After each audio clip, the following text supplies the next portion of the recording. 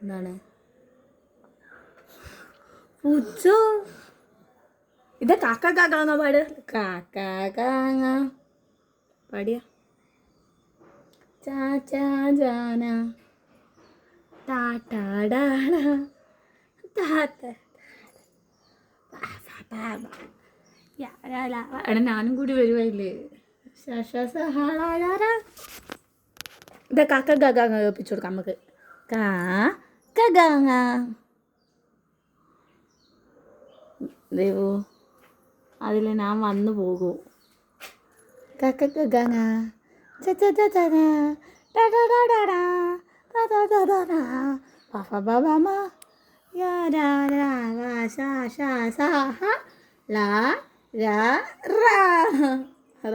വീണു. കഴിഞ്ഞു.